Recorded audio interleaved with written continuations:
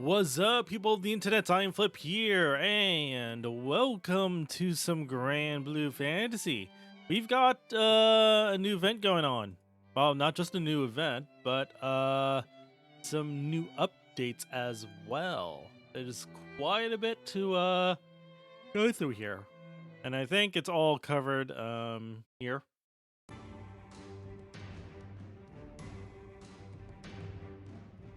So, updates.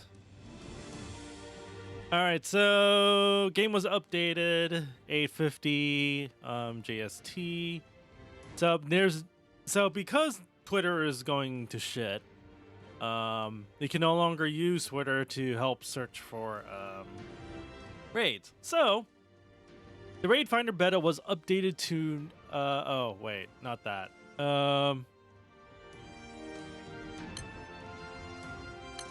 There you go. Haha. The beta version of a backup request finder feature has been added. So, beta because it's still in the works here. So, you can use the finder beta, can be used to filter backup requests for up to 3 raids of your choice. So you could use the filters and set up whatever you'd like to find. Only raids that are available on the raid list can be selected to fit the filters, yada yada yada. Of course, if you haven't unlocked a certain raid or attained the rank necessary to play it, you won't be able to set a filter for it, right? So, a brief interval before another search by the finder can be made. This is beta, so there's going to be future updates, obviously. There's finally an auto-select feature for reducing and selling items. Finally. Well, selling items doesn't matter. Reducing is what I need. The following criteria has been added to the reduction feature in the unload loot section. So, other criteria, level 1 only, weapons with skill, auto-reserved weapons. Okay. That's cool. Oh, so you could select reserved weapons for reduction. Cool. And then this is for summons. Yep. Okay. Has been added to the sell feature. We don't care about that. Quests that can be skipped with the pro feature will now be displayed towards the top of the featured quest list. Ah, that's nice. Skipped clears of hard plus extreme plus pro quests will now count towards the requirements to obtain the following trophies. Oh, so it's all of these. Oh, that's cool. Feature to bookmark your favorite Granblue strips has been added. Ooh.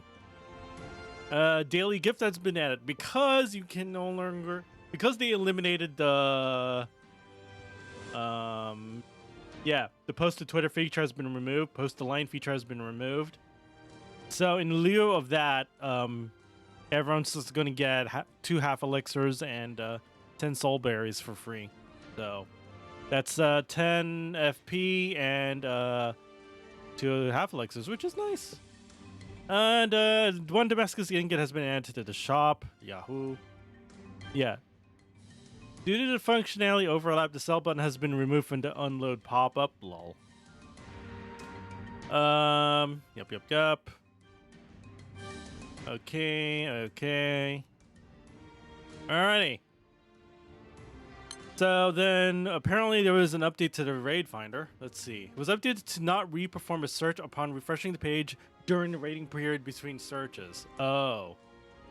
A bug allowed this wait time to be avoided by reloading a page. It was unfortunately causing very high levels of strain on the servers. Oh. Rip. They're reducing server load from this feature and hope to lower this lockout from this current 3 seconds in the future. Oof. Characters returning from Arcane Auto Expedition gain more instant mastery levels than intended in certain cases. What? No, don't fix that. An error occurred when trying to change outfit or poses. Yada yada yada. Okay. So that's pretty much the updates. So you can no longer post to Twitter. So if I actually look here, the feature is gone. You can't. I mean, you could still do this bit, I guess. let's see, what else? There is a promotion thing going on right now. If I could find it. Extra Drops event underway. So, from the 29th to May 6th. Well, actually from 29th to, okay, so we're getting extra drops stuff again. So, but this time, it's Colossus Omega stuff, Colossus Omega Showdown, Shiva, Wellness Atom, so that's the fire stuff. So that's going to be extra drops for a while. More treasure chests for the Discover. Ooh. And bonus loot too. Ooh.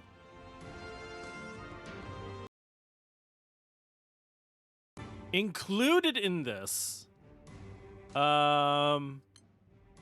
there's also this bit coming soon, which is actually tomorrow.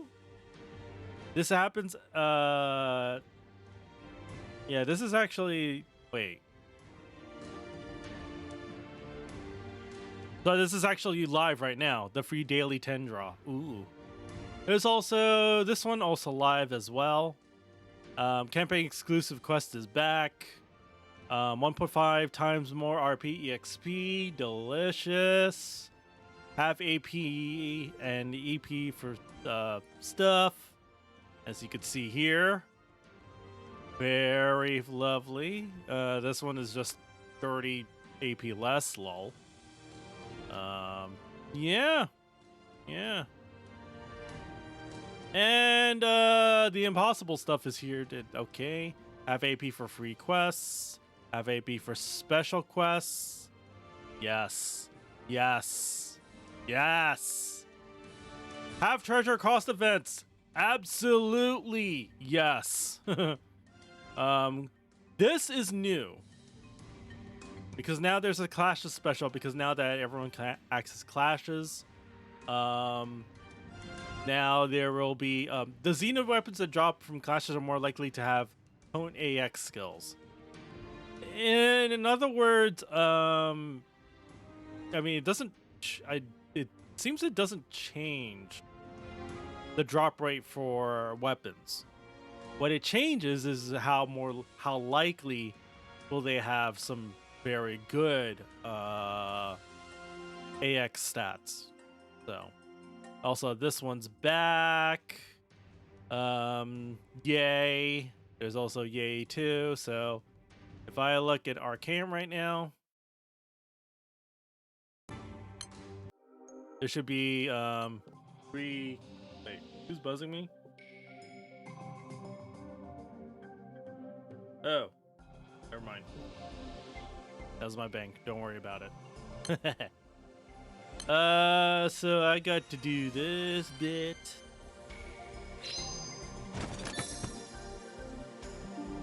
Get this. So, I think I need to focus on getting, on working on light stuff now. Good luck to me for attempting to do that. That's not going to be easy at all. Not easy at all.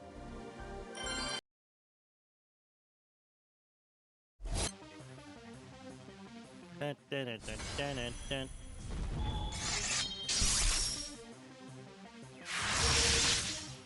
All right, so what's the plan for today? Well, other than me getting distracted with this, definitely we're gonna take a look at the story for Songs with the Strings, and it looks like it's a brand new event, so that's going to be fun. I'm sure I'm not going to understand any of the references, because at least according to the wiki, there were two other quests related to this beforehand. So, there's Song of the Serpent Island, which actually is in side story. There's also Together in Song, which is also on side story. So then, Song of Strings is the next is the next story in that line of stories. So unfortunately, I haven't had too much time to see those stories yet. So, but it seems like it's a separate. It seems like it's somewhat separate from the main story. So I think I could view it independently. So we're definitely going to try and take a look at that whenever I get the chance to. Normally that would be this weekend, but unfortunately I have stuff to do this weekend. Crud buckets. Oh well. Supreme Merit. Yay. What I need is light urns though. Nope. Not that.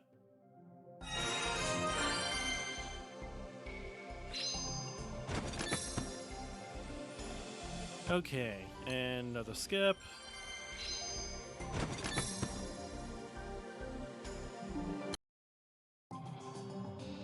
Okay. Alrighty. And then as for a Replicard Sandbox, we'll worry about that later. But there's a free draw right now. So, free draw, it's either... Well, apparently there's a draw right now where all of the summons are available. It's just summons though, which isn't bad. Thing is, they're not characters, so not exactly what I need right now. Fortunately, I don't have to submit myself to this when I could, well, first I need to do this.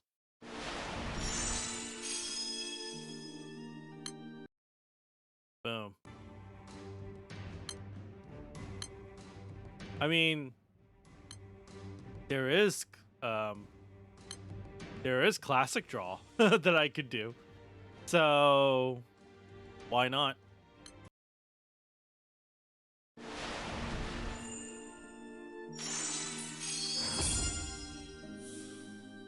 Lame.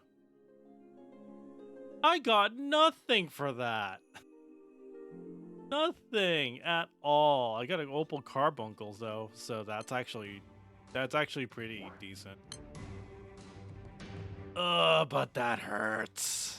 That seriously hurts.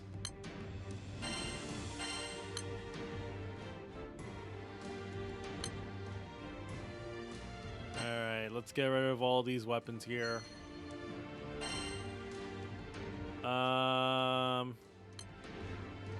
And then, ooh, so they did add this, okay.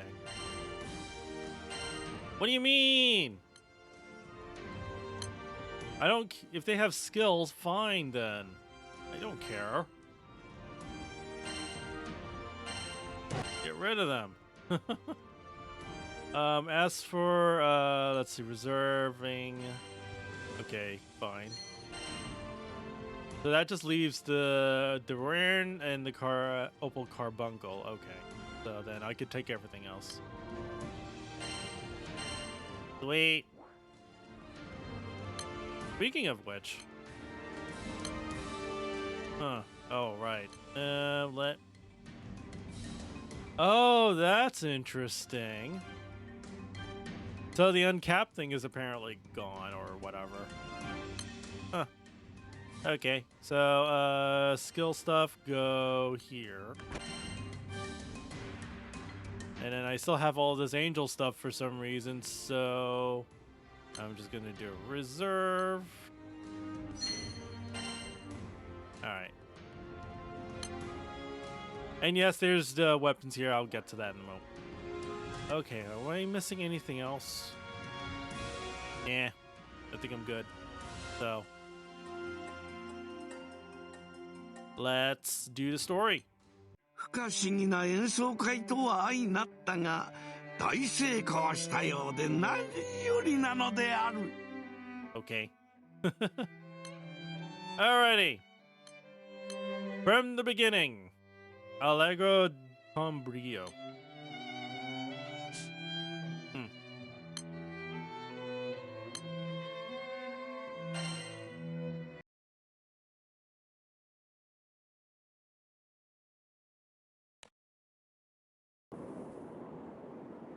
So, wait. Did I miss like an intro here?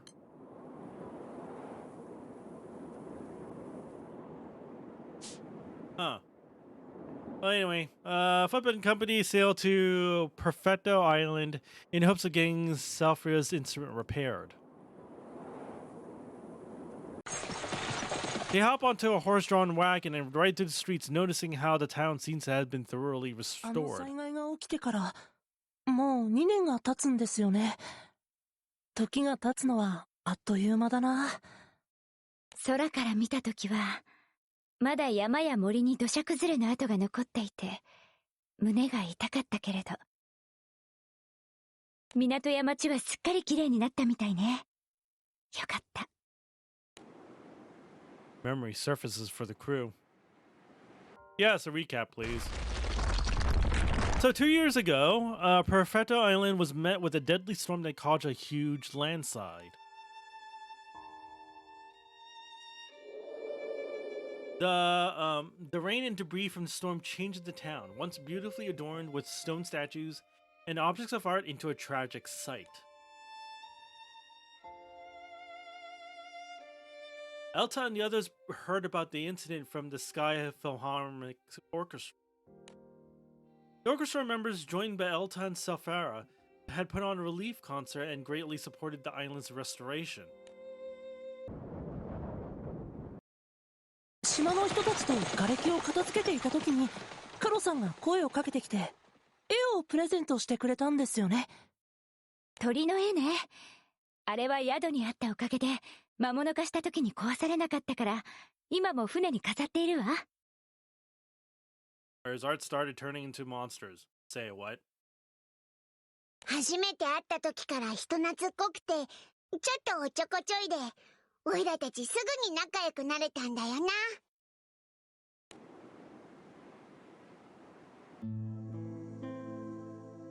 So, a young self-proclaimed traveler. Carol's true identity was that of the great primal beast Art, guardian of Perfetto Island. Oh. Protector of all those who cherished art, Caro himself possessed a profound love for that which is beautiful and found immense joy in both music and painting alike. Caro's works had all harbored a power that should have been harmless, however. この絵、おかしいですよ。昨日までのあったかい感じがなくなってます。威嚇してるような感じで、今にも襲いかかってきそうで怖いです。どういうことだ？筆の兄ちゃんの魔法が変わったってのか？ And then it turned into a monster. Wow, it's like Kirby. It's like Kirby and the Crystal Shards. Oh. Following the disaster, Caro went to great lengths in order to protect the citizens of Perfetto, but he overspent his power and lost control, resulting in rampant artwork turned monsters. Oh. Uh-oh. Having absorbed the entirety of the island's combined sadness, Caro was unable to withstand the heavy burden and began to buckle under its weight. Uh-oh. He looks crazed.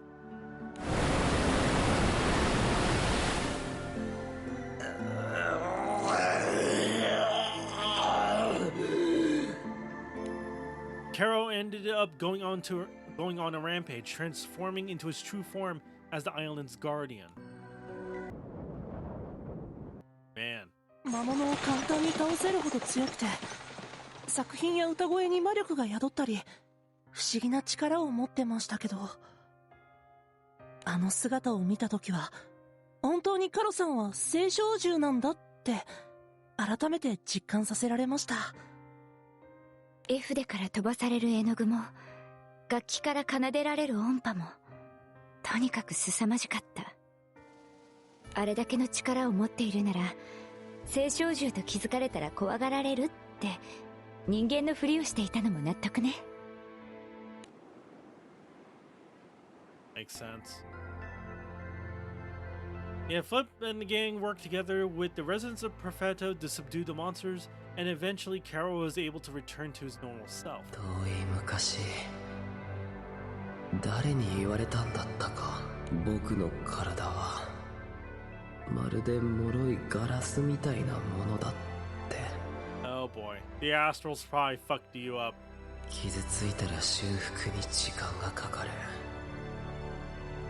疲れ切るまで暴走すれば数百年眠るだろうって。Huh. Somehow, that didn't happen.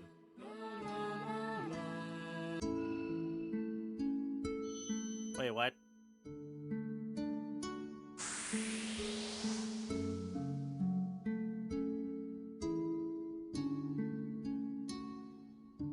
Having used up all of his strength, Carol fell into a deep sleep, shining brightly before disappearing. Reflecting on their own actions, the Islanders set Carol off in his final moment with a song of love and respect. Ouch.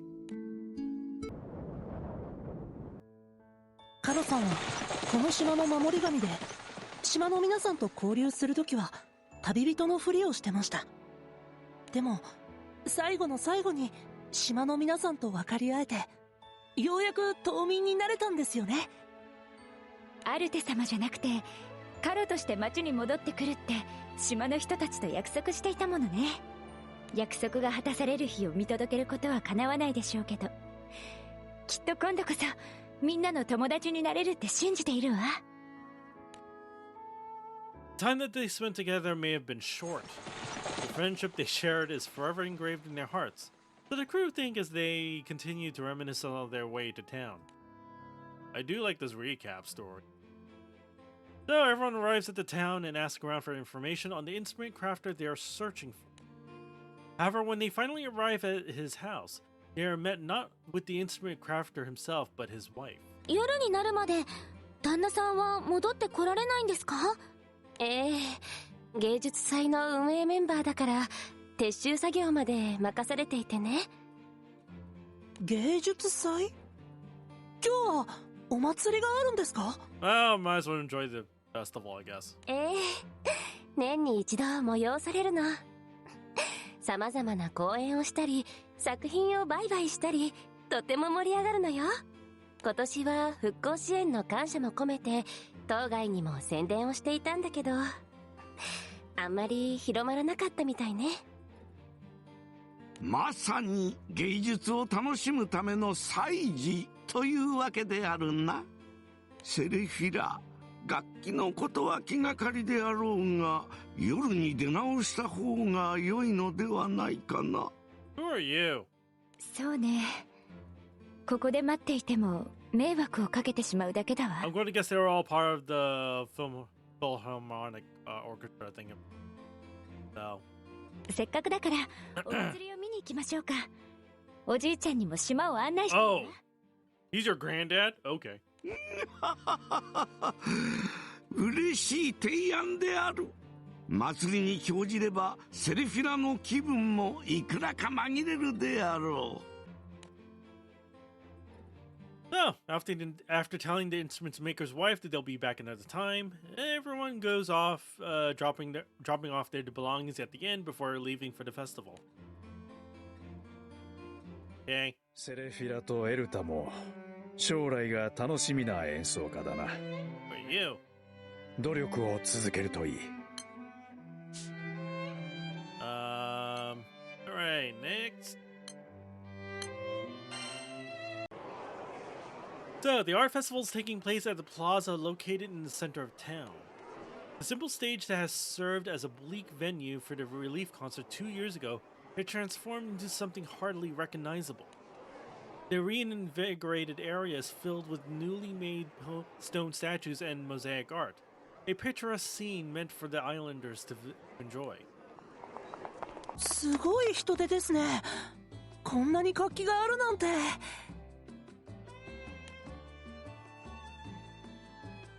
テントがたくさん並んでいる場所と、あっちには大きなステージもあるわ。本当に大きなお祭りなのね。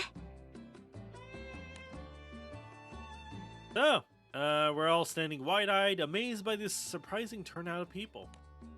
Something in particular among the festivities catches their attention.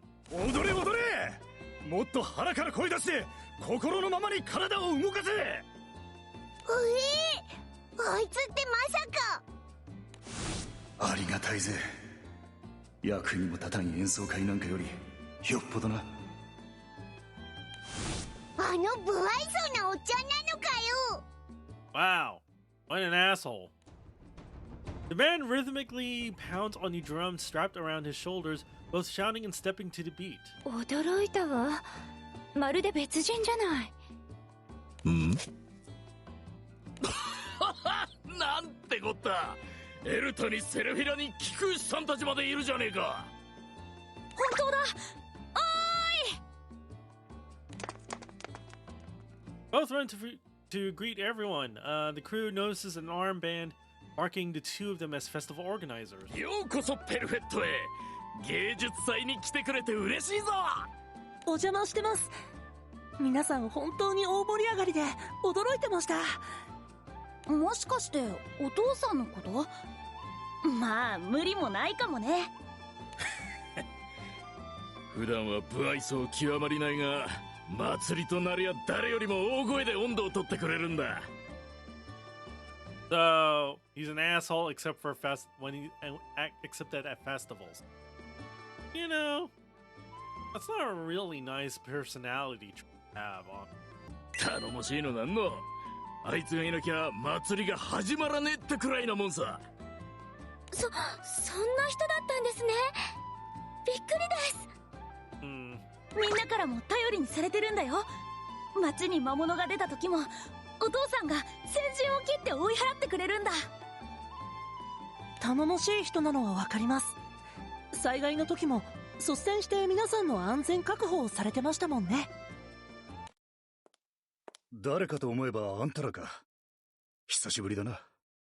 Hey, you asshole. はい、お久しぶりです。お久しぶりです。ああ、悪かったな。あの時はひどいこと言っちまって。Oh? いいえ、もう随分と前のことですし、気にしていませんから。そうか。Reluctant to put the topic to rest, the artist hangs his head やっ quietly. ぱり2年前は災害で奥さんを亡くしたせいで心がすさみきってしまっていたのね。Oh. Great, now I feel like the asshole and saying that he was the asshole. 本当はこんな風に明るくて気配りだってできる人だった。それにしてもこんなにこの島らしいお祭りがあるなんて全然知りませんでした。2年前は災害があって祭りどころじゃなかったしな。去年もやるにはやったが、いろいろとごたついて縮小せざるを得なくて、今年になってようやく災害前の規模で開催できたんだ。喜びもひとしおだよ。まだ参道の方は荒れてるし、完全に元通りってわけじゃねえが、アルテ様のためを思えば祭りをおろそかにするわけにはいかねえからな。アルテ様のため？ The primal, remember? なんだ、眠っちまっただろカロは。青少獣の中には島民の信仰心で力をつけてる奴もいるって聞く。俺たちがたくさん敬愛を示せばカロも少しは早く目が覚めるかもしれねえ。都合のいい話だと思うだろうが。そんなことはないです。きっとカロさんの力になってます。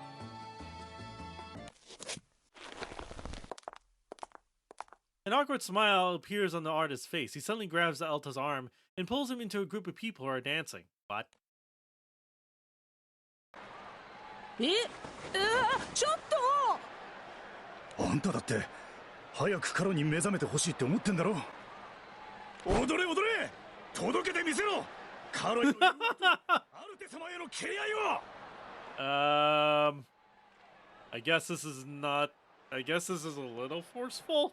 そんな僕踊り得意じゃ。Wall rep. だったら俺のドラムを受け取れ。演奏家の意地を見せてみろ。僕は打楽器の演奏家ではないんですけど。 Then what are you? エルタ君がすっかり人気者である。私たちも行かない？カロの力になれるなら嬉しいもの。Is your instrument broken though? 賛成です。行きましょう。 Oh, anyway. But play Xiliria's hand, Alta hastily grasps the drum and taps along to the beat. They all dance to their heart's content until the music in the plaza gradually comes to an end. Lol. スイーツビュッフェ、どんなものがあるのか楽しみね。 Oh, that was weird. Oh, not that. So, at the artist's suggestion, the crew ends up following his son for a tour around the festival. They stroll through the town visibly. As they stroll through town, a visibly excited woman approaches them, waving furiously. 大感激！セラフィラさん、久しぶり！久しぶりね。また会えて嬉しいわ。The musician takes Sylphia's hands into her own and shakes them happily, a broad smile on her face. もしかして芸術祭の告知を見て来てくれたの？今年は当該にも出してるから。うん。島に来たのは別の用事でなの。So Sephira tells the musician how she damaged her instrument on her way back from a job. それは災難だったね。でも今ならあの子もいるし、きっと綺麗に直してもらえると思う。あの子って？ Wait, what do you mean? 私の幼馴染、楽器職人のドラフの人いるでしょ？あの人の弟子なの。Oh. まあちょっと変わってるけど、職人としての腕は確かだから安心していいよ。それは運が良かったわ。どんな人なのか楽しみ。Huh.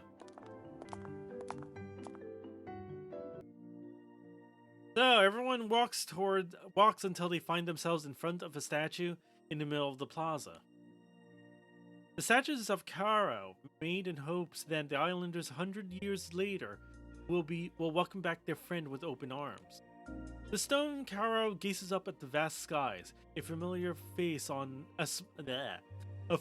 smile on his face. 見事なもんだな。今にも動き出しそうだぜ。僕、これ作った人知ってるよ。40年も作品を作ってる彫刻家なんだ。本当によくここまで再現してくれたって思うよ。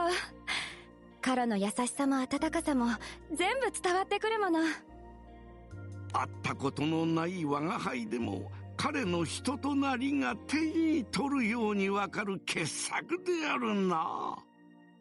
今振り返ってもあんなに優しい人がアルテ様だったなんてびっくりだった。ちょっとイメージと違ってたから。優しい神様とは言い伝えられてなかったの？胸が温かくなるような伝承も多いんだけど、一番有名なのは結構怖い話なんだ。The musician points to an old large building slightly away from the plaza. あれは破空戦争より前に建てられた講堂なんだけど、アルテ様の壁画や逸話を記した文章が残ってるの。Uh-oh. Before the war? Uh-oh. 昔、この島の人たちが一度芸術をめでることをやめて島民同士で争ってしまった時があったんだって。そんな島民に怒ったアルテ様は島が半壊するほどの災厄をもたらした。それが1000年近く前の今日。 Oh, shit. そんな、カロさんがどうして。わからない。ひとまずそれからアルテ様は芸術の神様として祀られるようになったらしいよ。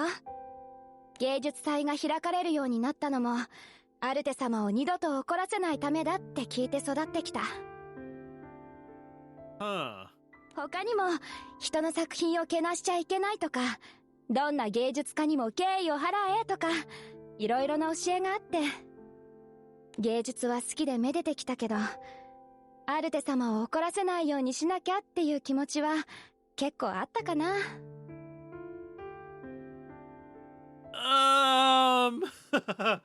That's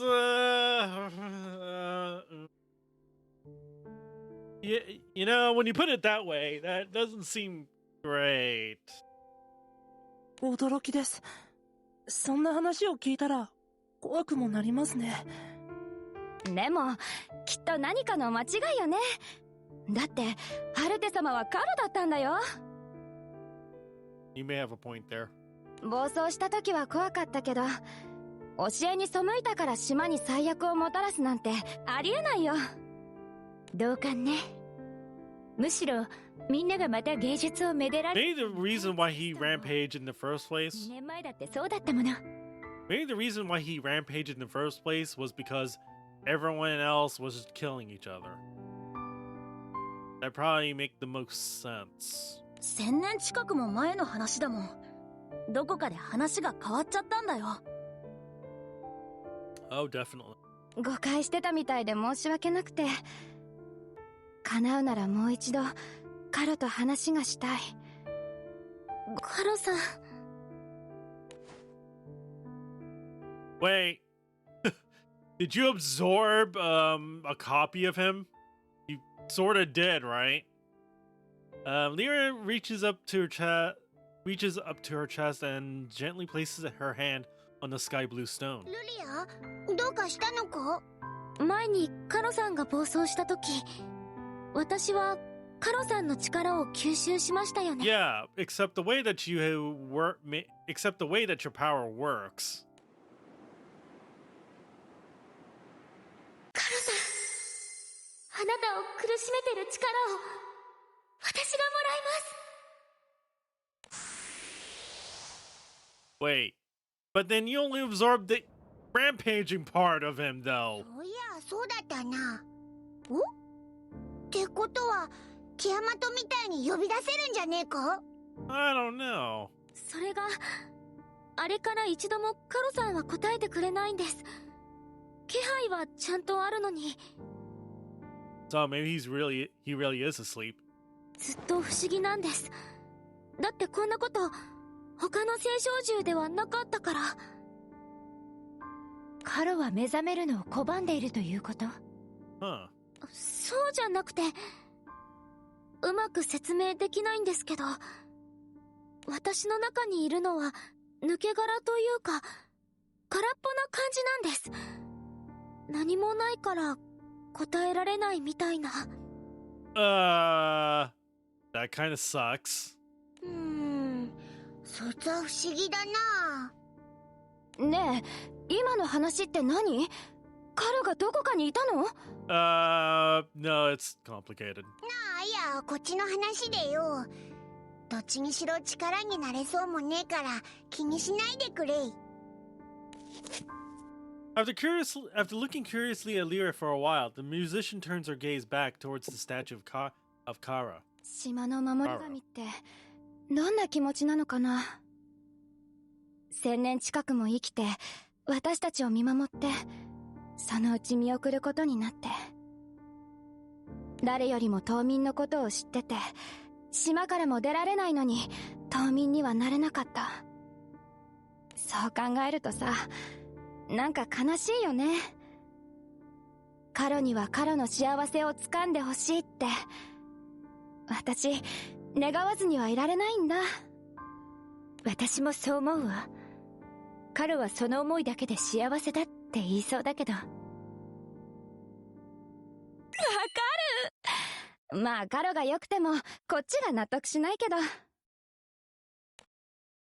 The musician glances over at the clock in the plaza and claps her hands, remembering something. いけない。もう演奏会の集合時間だ。行かないと。Uh-oh. 演奏会？あっちの特設ステージでやるの。よかったらセレフィラさんも来て。もちろんよ。ぜひ行かせてもらうわ。Yay! So, let's go. お客さんの声がすごくて、壇上にいた僕の方が圧倒されました。So after parting with Selfer's friend, the crew heads for the area where various stores are set up tents. When the artist's son tells them he wants to show them something, everyone follows him to a certain tent. あら、また島に来てくれるなんて。いらっしゃいませ。Who are you? お久しぶりです。わあ、綺麗なお皿やカップがテーブルいっぱいに並んでますね。So the crew look around, impressed by many of the items with delicately painted designs on them. じっくり見ていってね。気合い入れてたくさん新作用意したから。ありがとうございます。いろいろあって目移りしちゃいますね。あ、これガラスで虹が書いてあってとっても綺麗ですよ。 Whoa. お姉さん、お目が高いね。それは僕が作ったお皿だよ。 Oh, really? そうなんですか2年前の災害の後、この子は割れたガラスでモザイクアートを作ってて、その時にうちの粘土を少し上げてモザイクアートのお皿を作ってもらったの。それ以来うちに通って作品を作るようになったのよ。そういや、避難所で粘土にガラスを並べてるところ見たな。へへん、すごいでしょ。でも焼く時にガラスが溶けちゃうから平たいお皿しか作れないんだ。最近は私の知り合いがやってるガラス工房にも通っているのよね。将来どんな作家になるのかしら。子供のうちから気軽にいろいろなものづくりに触れられるなんていいわね。感性も磨かれそう。ところでルリアさんはそのお皿どうするの？買いたいですけどいくらですか？ Lol. I'll pay for it. 1500ルピよ。Oh, 1500? Wait, that's not bad. それならお小遣いで買えます。これください。 Yeah, that's chump change actually. So. 毎度ありがとうございます。お姉さん、いい買い物したね。 It's chump change. 大切に使いますね。1500ルピー。意外と手頃なのね。Yeah. 隣のシンプルなお皿も綺麗な絵皿も全部同じ値段なんですね。ちょっと不思議だな。ああ、そうだ、ダニー。これお客さんの忘れ物なんだけど、受付に届けてきてくれる？いいよ。ボーナさんは店を離れるわけにはいかないもんね。届けたらまたすぐに戻ってくれよ。お姉さんたちは買い物楽しんでて。 Hey. The artist's son takes the customer's bag and cheerfully goes on his way to find the owner. いろんな店があるし、演奏会が始まるまではそのあたりをブラブラするか。君は一体何を考えているんだ？ Uh-oh. なんだ？ So everyone looks in the direction from which the voice came. An aggravated man approaches a woman running a nearby stringed instrument shop. これ以上の引き下げは価格崩壊だぞ。他の職人にも関わる問題だ。なぜそれがわからない？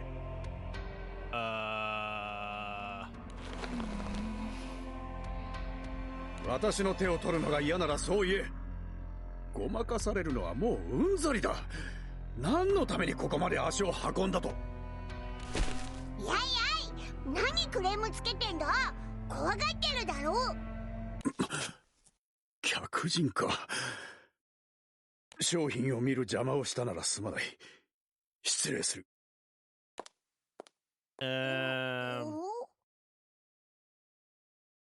Yeah. Seeing Vern and the others approach, the man promptly leaves without another word. 聞き分けのいい人だったわね。クレーマーではなかったのかしら。Who are are you? 大丈夫でしたか？結構きつく詰め寄られてたみたいですけど。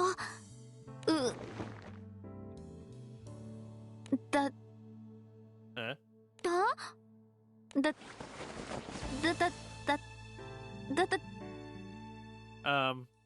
You broken? The woman repeats the same sound over and over like a broken record. She's definitely broken. Selfa and L2 look at each other, unsure what to make of her reaction. Huh. 戦果が溜まってきたわね。そろそろ交換しに行かない？ Oh boy, look at all these musical terms that I don't know.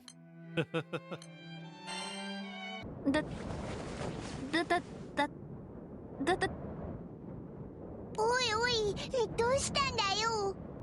よっぽど怖い目にあったんですね。かわいそうに。はてどうであるかな。彼女はもしや。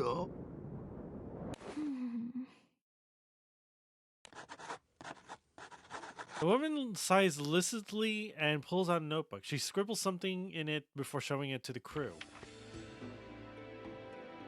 Oh, you can't really talk. 生まれつき？やはりそうであるか。昔旅先で似た様子の子に会ったことがあるのである。怯えているのとは違うの？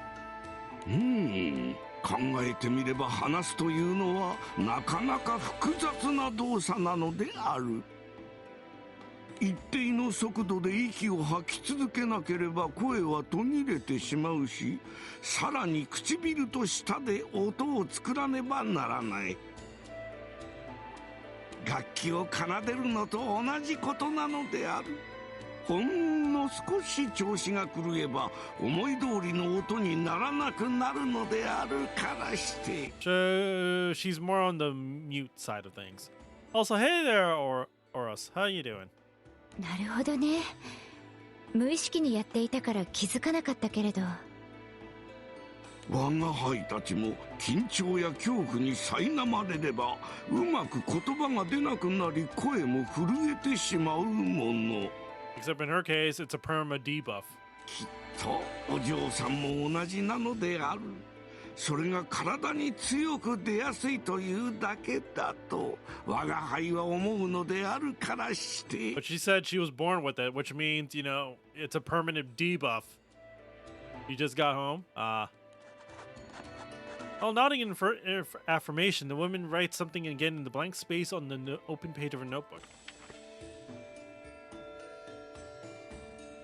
Furushiro equals dealer, not here to complain. さっきのお客さんのことかしら。Seemingly in a better mood, shop attendant continues writing. Furushiro is a serious guy. Favorite food is fruit tart, likes his tea straight. お知り合いだったんですね。 Okay, well, this is weird. He's straightforward and passionate, talks a lot in lectures. And then, sad face. And then very sad face emote. なんかクイズみたいになってきたな。Oh, that explains the freaking trophy that I got. That explains the sad face trophy that I got. Oh, that's great. なんとなくわかりましたよ。フェルッチオさんには何度もさっきみたいに詰め寄られて Best trophy. ってことですか？ I should really apply that trophy right now, actually. Has been here many times to talk to you, and now you're annoyed. Oh, okay, so you can talk, but I'm guessing okay, so it's definitely a speech impediment that you have. 普通に喋れんじゃねえかよ。もしかしてオイラたち遊ばれてたんじゃねえか？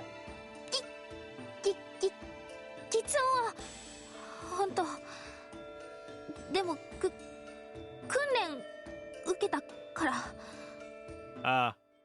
Speech impediment. Okay. もしかしてクイズみたいに話をしてたのは緊張をほぐすためだったのかな。It may be her only effective means of communication, to be honest.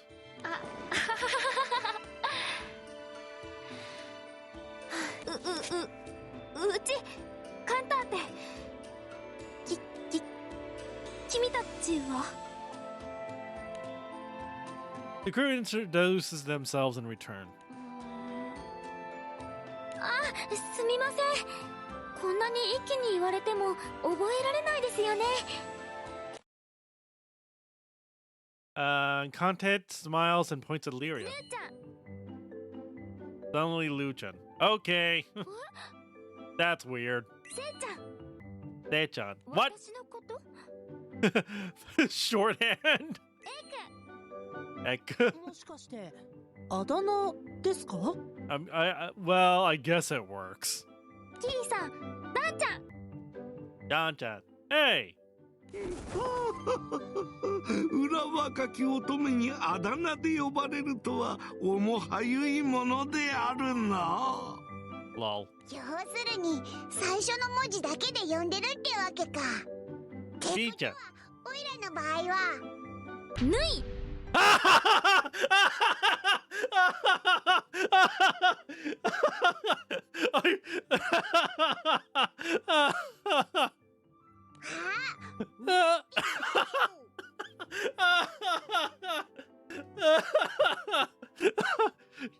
Fucking trolled.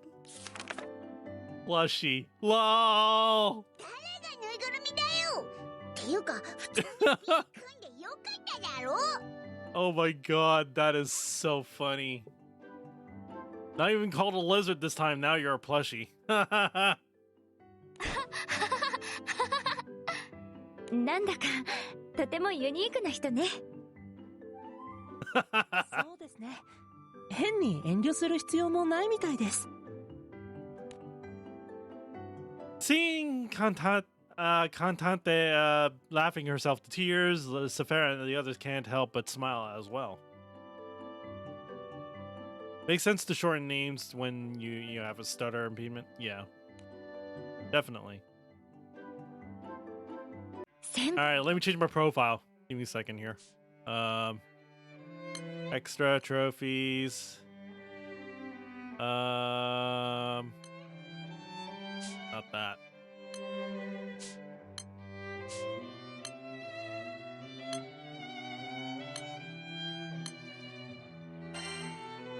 There. So now when I look at my profile, I mean, yes, it's a bronze trophy, but this is the best trophy. This is the best trophy ever. 早くカロさんを迎えに行きましょう。 All right. Next episode here. All right, so let's get into the original problem here. After finally managing to suppress her laughter, Cantante sighs contently. それにしても綺麗な楽器ね。ここに並んでいるの全部あなたが作ったの？うちと師匠が。お師匠様がいるのね。師匠の店だし、どっか行ったけど。困るよね。飲み仲間の画家の手伝いに行って、そのまんまとか。そんなことないです。カンターテさん、しっかり接客できてます。いや、困るの、うち。You mean the fact that you can't really speak that well? And shopkeepers sort of need to do that? 喋るの、めんどい。接客、嫌い。おいおい、気持ちはわかるけど、楽器を売るつもりあるのか？ Yeah, this is a bit of a problem. あるよ。声いる人には。声？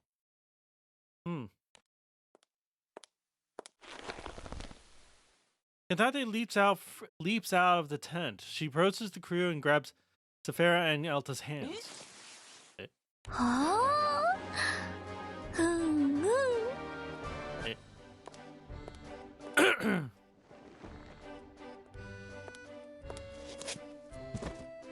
Nodding happily, Cantate takes out a cello.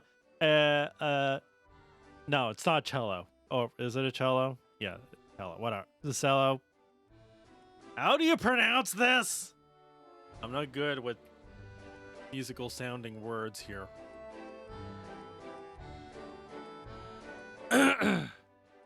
Oh yeah, so it is cello. Properly a violoncello, right?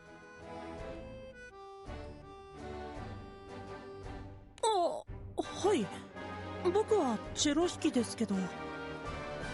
In Italian, Lonely is pronounced as cello. Cello. Okay. すごいです。何も言ってないのに、何の楽器を弾くかピタリと当てちゃいました。爪や指先の皮の状態で判断したにしても、全く迷いがなかったわね。なかなかできることじゃないと思うわ。Wow. Cantate goes back into the tent and brings out yet another instrument, one slightly larger than the violin. あれはビオラよね。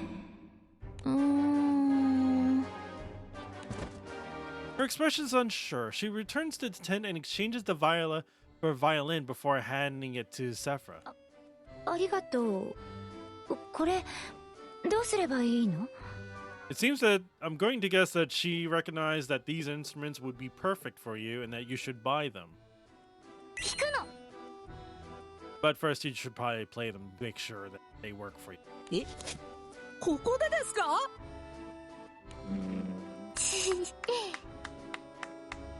拍手されてしまいました。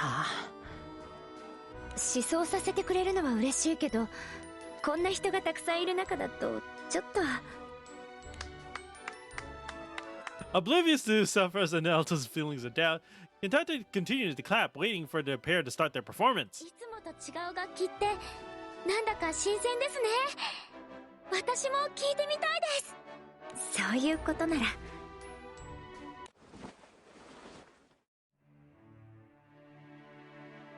After getting into position, the two begin a familiar piece, a tune they have performed together many times. 驚いたわ。見た目の美しさも目を見張るけれど、音もこんなに素直で繊細だなんて。ずっと引き込んできたみたいに手に馴染むな。初めてなのに不思議な感覚。See? Perfect! 体に伝わってくる振動が心地いい。余韻は甘美なのに力強さがあって、音がキラキラと輝いているみたい。A few passers-by stop to listen to the delightful melody. Soon a crowd begins to form around the instrument shop.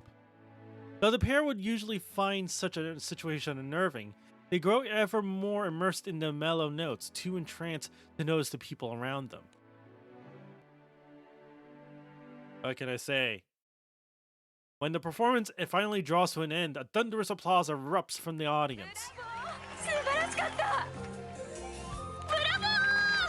ブラボー！やっぱりお姉さんたちの演奏はすごいや。え？いつの間にこんなにたくさん人が集まっていたんですか？すっかり夢中になっていたものね、私たち。すごい楽器だわ。Now you have to buy those instruments. 思想させてくれてありがとう。素晴らしい音色だった。Buy them. これほどの音が鳴るならとても値が張りそうね。それこそ100万ルピとか。そんなに高くない。20万ルピーだよ。 200,000. Okay, technically I do have 1,500,000 rupees, so I could afford these for you. やっぱり楽器って結構お値段するんですね。I mean, in Lyra's perspective, yes. 違うわ。私が言いたかったのはそうじゃない。わかります。僕も耳を疑いました。安すぎです。こんなに美しくて素晴らしい音が鳴るのに信じられません。前に100万ルピの楽器を試奏させてもらった時だってここまでの音がしたかしら。A festival itself I was expecting. Okay, so let's get this straight here. These are magnificent instruments. And they cost really cheap. So it's either we're either talking about a devaluation here that maybe the shop here doesn't really know what the instruments usually should be worth, or it just so happens it's not the best instruments out there, and yet it's the perfect ones for these two. You know what I'm saying? It's kind of like, well, it's really just like trying to find a shoe that fits you snug and all that stuff. You know what I mean? Sure, it's no, they're indeed that good. It won't spoil more though. Oh, so it is devaluation then. No, or 本当にそんな値段で売っているの？私が相手だから値引きしたというわけではなくて？ there has to be a reason though. ヘルさんと同じこと言う。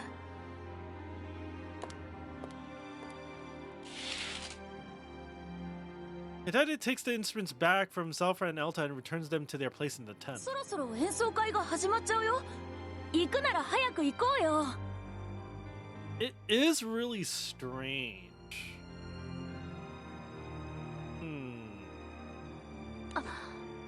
もうそんな時間なのね。ステージに向かいましょう。There's a mystery. Selfra and company peek timidly into the tent, thinking to say goodbye, but Cantante's back is turned to them. Quietly, Cantante continues gently wiping rosin dust off. Gently wiping rosin dust off the body and strings of the instruments using a cloth, looking dejected. 演奏会に付き合ってくれ。 And unfortunately, she really can't give a legitimate reason because she can't really talk that well. So it's a bit of a conundrum. So everyone take their leave and make for the front of the stage where they enjoy a beautiful performance. The recital comes to an end and the crew continues their stroll around the festival before returning to the instrument maker's workshop. なるほど、それで修理をと。まあよくある話だが、災難だったな。治りそうですか？ Uh-oh. Don't tell me it cannot be repaired anymore. 表板を外さなきゃならないが、これくらいなら音質も損なわずに済む。安心してくれ。よかったですね。深刻な破損ではなかったみたいで。ええ、本当に。でも修理のために楽器を開けないといけないのね。ここは昆虫が当たる部分だからな。補強のパッチを貼る作業をするんで、外からだと修理できねえんだ。昆虫って何ですか？ Yes, I'm with Lyria here. 楽器の中に立てる木の棒だよ。こいつが弦の振動を表板から裏板に伝えて音を増幅させるんだ。音質に大きく関わるパーツだから、文字通り楽器の魂となる柱って呼ばれてるわけだな。僕の楽器にも入ってますよ。バイオリンのものよりは太くて大きいですけど。Oh, because the cello is big as fuck. is thick. 昆虫は接着剤を使わずに表板と裏板で挟んで立てるから、当たる部分にはかなり負荷がかかるんだ。だから補強剤を入れないとまた割れてしまう可能性があるのね。Yeah, but wouldn't that affect the quality of sound?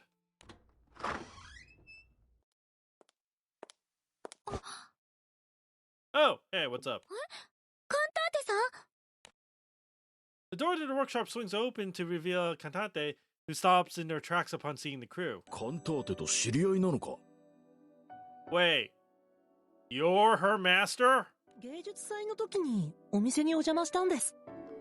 もしかしてお弟子さんですか？ああ、俺はチェロとかの大きい楽器の方が得意なんで、バイオリンはあいつが担当なんだ。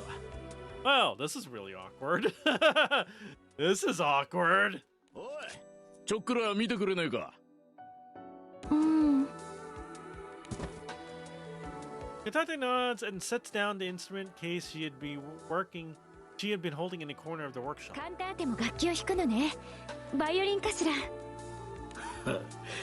人前じゃめったに弾かねえが、なかなかの腕前だぞ。なあ。Lol.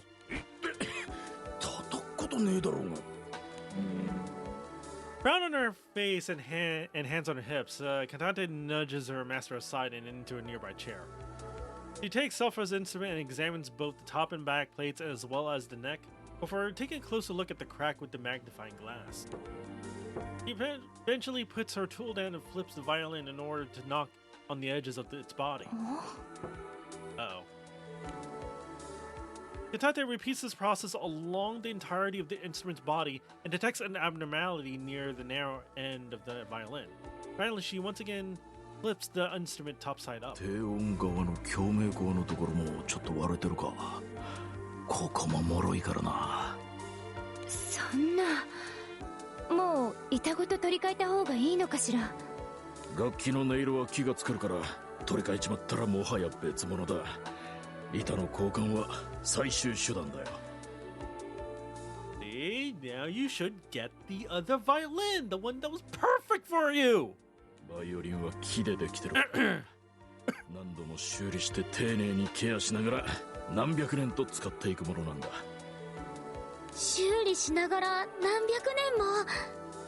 とても素敵なお話ですね。Yeah, as long as you take the most insane care of it. Katate peers into the instrument's bass side F-hole and lets out a curious noise. 何かあったかしら？ Is a memento from her great... Well, I didn't play the previous side stories, so... Yes, I know they are side stories now, so I have absolutely no context going into this. But it mentioned the start of this event, though. Oh, really? Somehow I couldn't find the start of this event for some reason. Or maybe I missed it? Anyway. ラベル、誰？知らない名前。この子、めちゃくちゃ。ネック長すぎ、アーチ低すぎ、キー重すぎ、渦巻きでかすぎ。ゴールデンパターン全無視？超絶異端児。喧嘩売ってる。Lol. 喧嘩って。Huh. バカ！お客さんに向かってなんてこと言うんだ。すみません。こいつは夢中になると周りが見えなくなる上に、どうも言葉が乱暴なもんで。Wait a minute. いえ。どういう意味なのかしら。楽器に問題があるということ？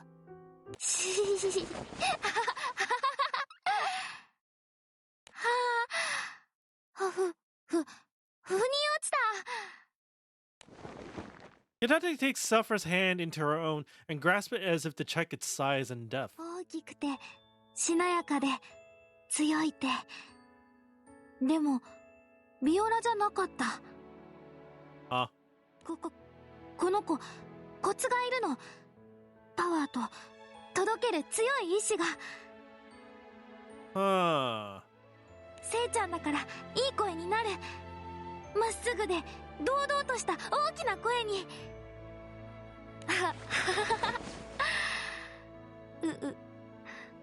うちは好きだな。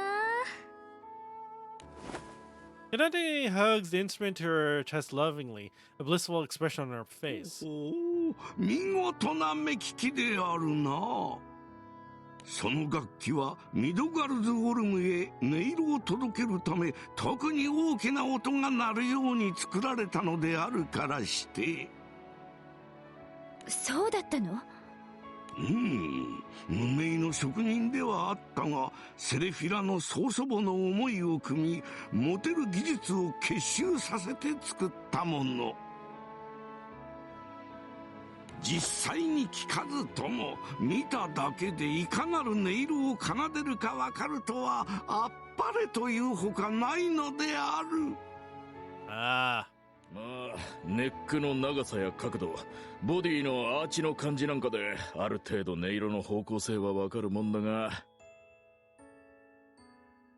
カンターテはとりわけ勘が鋭くてな、バイオリンに関しちゃとっくに師匠の俺を超えてるよ。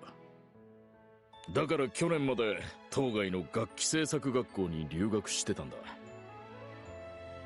去年までということは、僕たちが前に来た時は島にいなかったんですね。Katate carries the violin over to her workbench. She begins to gather a variety of tools, taking them from the walls and boxes around her. やれやる気満々だな。終わったら宿に連絡を入れるから、あとは任せてくれていいぞ。お邪魔じゃなかったら作業を見ていてもいいですか？初めて開けるんじゃ不安にもなるか。どうだカンターテ。いいよ。She pulls a stool from under the workbench and pats the top of it, inviting Selfer to sit. ありがとう。お邪魔します。悪いが他は宿に戻ってくれ。集中させてやりたいんでな。わかりました。それじゃあセレフィラさん、また後で。Everyone exits the workshop as both of them fix their attention on the violin in front of them. どうしよう。眠りにつかないといけないのに。Oh, that seems like a spoiler. All right.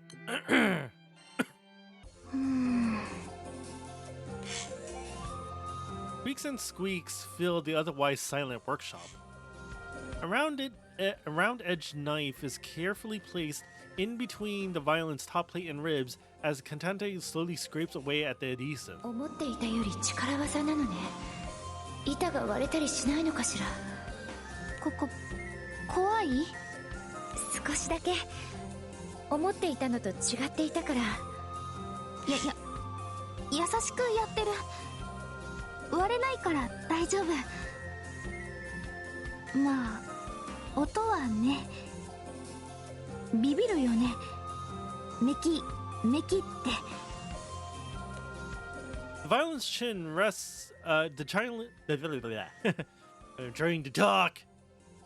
The violin's chin, rest, strings, bridge, tailpiece, and end pin have been detached and are lined up neatly on the workbench. Cantante handles each and every piece like glass, gently removing them from the instrument one by one. Even with the use of chemicals to weaken the bonding, separating the plate from the ribs is no easy task. Cantante uses the knife to manually detach it, bit by bit. She repeatedly takes a wooden hammer to a block of softwood nudge behind the violin's bouts, create a crevice to slide the knife, a surprisingly labor-intensive process. 接着にはニカワを使う。なるほど。動物の皮や骨を煮出して作る。お湯で溶けて剥がれやすい。木はね、呼吸してるの。湿気で膨らんで乾燥で縮む。他の接着剤だと割れる。ストラーダバリオの時代から接着剤はニカワ。喋るのが面倒って言っていたけれど、結構話してくれるのね。なんだかストラーダバリオ、歴史的な名器として知られているオールドバイオリンのことよね。 The legendary. 楽器は呼吸している。まるで生き物みたい。面白い？ええ、とても。楽器は奏でてきたけれど、作る方はよく知らなくて。Canante's eyes light up. She eagerly continues talking. 表板はスプルース。音を響かせるから柔らかい木。横板と裏板とネックはメイプル。簡単には壊れない丈夫な木。 Wow, I'm just learning so much about music right now. 指板はエボニー。弦を押さえるから硬い木。弓はまた違う木。しなやかで張りがある。一つの楽器にそんなにいろいろな種類の木が使われているの？アーチもね。高いと音色は豊かに、音は小さくなる。低いとその逆。ネックは長いと音は大きく、音色は単調になる。短ければ逆。音量と音色は両立しない。だからちょうどいい場所を探す。ちょうどいい音量、ちょうどいい音色。ストラーダバリオは理想系。ゴールデンパターンが生む特別な音色は誰にでも馴染む。ゴールデンパターン。さっきも言っていたわね。私の楽器は違うようだけど。あれは優等生。うちの憧れ、目標。けどそればっかりはつまんない。せいちゃんにはこの子が一番すごく合ってると思う。Katante's work is steady as she talks. The top plate is almost separated from the ribs at this point, save the area around the neck of the violin. She lifts the plate slightly to look under it, then uses the knife to delicately detach the rest of the adhesive. After a while, she gently shakes the top plate. 外れたの？オープン。はあ、共鳴口から覗いたことはあるけれど、本当に中は空っぽなのね。Well, it kinda has to be, but really nice illustration here. 空っぽ。だからよく響く。You know, you've been playing a violin this entire time and you don't know these facts? 作者のラベルもこんな感じで貼られていたのね。書いてあるのは名前と制作年かしら。こんなに前に楽器は作られて私の手に渡ってきたということ。歴史を感じるわ。バイオリンは長生きだから。大事にすればせいちゃんのひ孫も使えるよ。そうしたいものね。大おばあ様の音色がずっと先まで伝わるのは素敵だもの。ボディの中に転がってるのってもしかして。手出して。Katante slowly lifts out a thin round piece of wood from the inside of the violin and puts the wooden rod in Selpha's hand. これが昆虫。本当に小さな棒なのね。かわいいよね。バイオリンのは小さい。Katante explains how a plaster base must be made in order to proceed to the next stage of the repair. The young luthier covers the top plate of the violin with a metal sheet, making creases along the edges before pouring in liquid plaster. She carefully taps the edges to eliminate any bubbles. When the milky white liquid stills, she takes out a bottle and sprinkles a fury-colored sand over the concoction. エレメンタルが落とした火種。これですぐに固まる。Oh wow! So it's better than what is that instant plaster or whatever. She pulls a chair over to the shelf to retrieve some timber for use as reinforcement.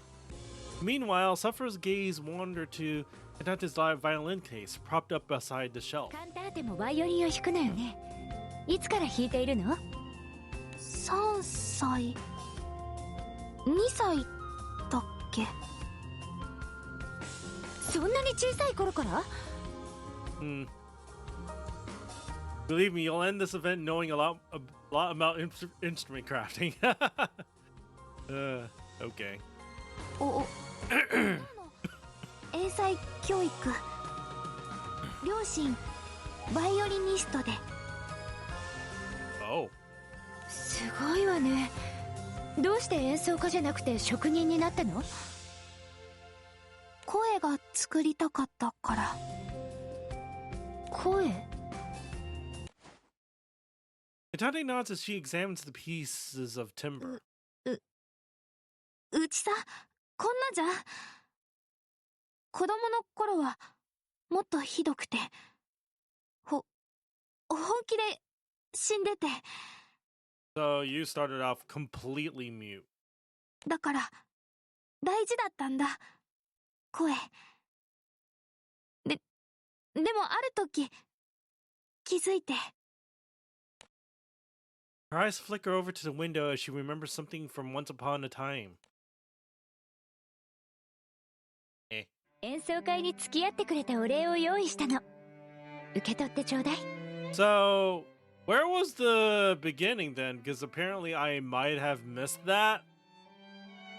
Oh, event story. Wow. Wait, no, that's not it. Oh. Okay, so this is the part that I missed. Oops, I totally went this out of order. Alrighty. Oh, so we were battling monsters. Okay. 前からも魔物が来るだなんて。完全に縄張りに入っちまったみてえだな。依頼を終えた達成感でちょっと。 Why did it not show on the other? Why did it not show on the event screen then? Why did I have to go through that? Go through a roundabout way to find it. Usually they would have the opening shown right there. So I don't know what happened with this particular story. The fuck? 悪いのは僕たちの方ですし、できるだけ乱暴なことはしたくないですよね。セレフィラさん、僕たちの演奏で魔物を落ち着かせられませんか？そうね、やってみましょう。 Okay, begin to play, filling the air with a graceful tune. すごいです。魔物さんたちの目がもうトロンとしてきてます。ほほう、依頼されたセレモニーでの演奏も見事なものであったが、魔物を前にしても堂々たる演奏ぶり。セレフィラもエルタ君も旅を経て実に成長したのである。 As the musical notes fall upon the monster's ears, the growing beast slowly settled to a slumber. 団長さん、今のうちに逃げましょう。しんがりを我輩に任せるのである。安心して進むがよい。おじいちゃん、気をつけて。数が多いし、怪我でもしたら。なんのこれしき。暗雲と見まぐう飛竜の群れに遭遇した時と比べればたやすいものなのである。 Sounds like a tall tale. いつもの昔話か。それくらい余裕があるなら任せて大丈夫そうだな。ええ、おじいちゃんがいてくれると心強いわ。 Alright, so let's bail. Yay.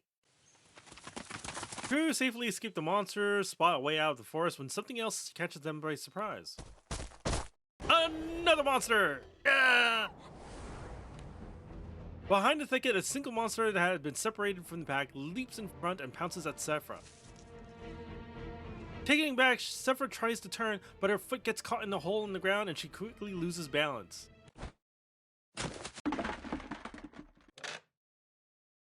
Ah!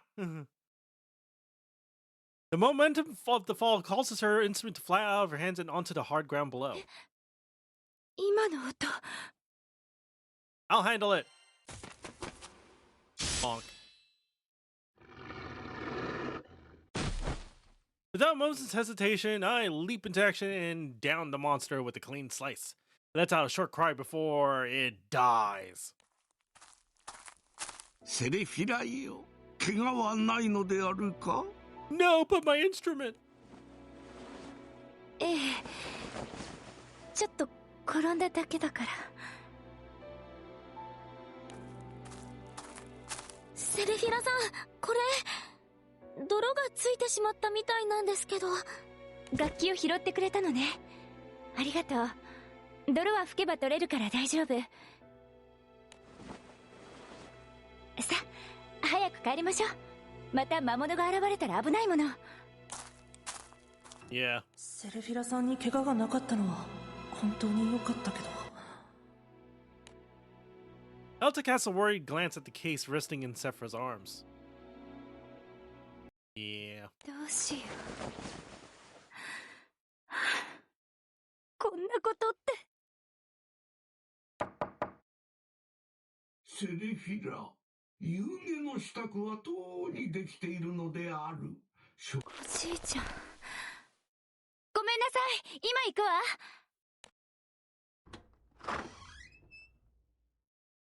Sephra hurriedly opens the door to find Elta standing next to Kihar. エルタ、すみません。ちょっと様子が気になったので。どうしたの？心配されるようなことはあったかしら？セルフィラさん、もしかして楽器に何かあったんじゃないですか？僕も何年か前にうっかり楽器を倒して壊してしまったことがあるんです。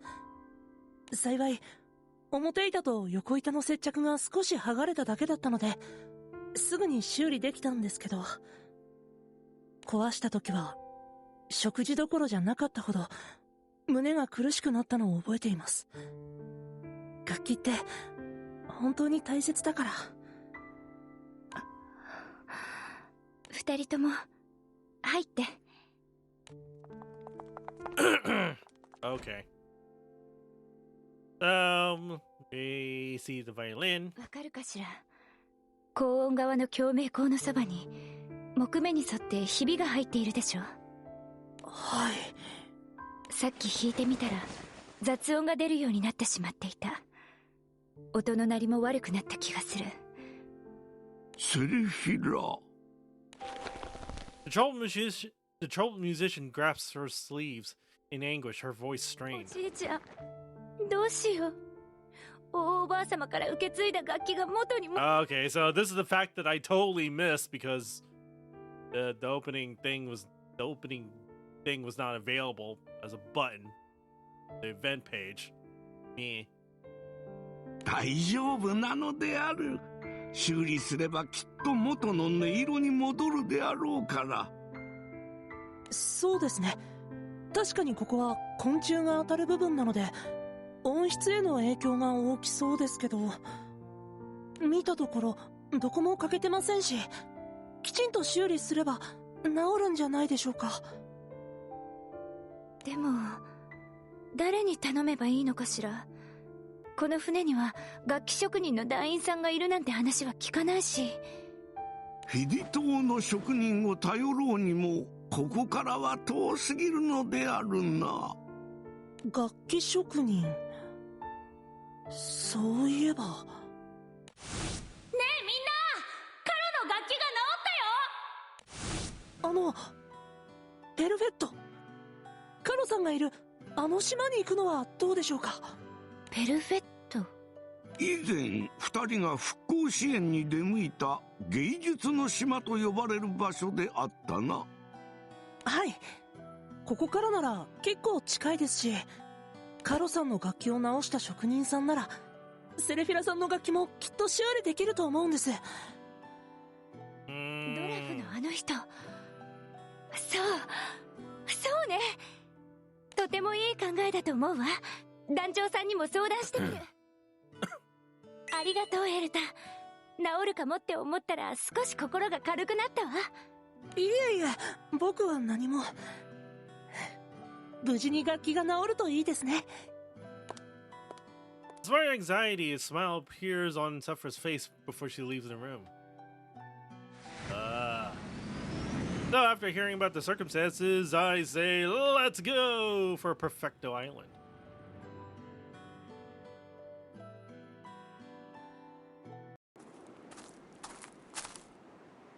Several days later, a lone woman with an instrument case in hand walks towards the forest on the outskirts of town on Perfecta Island.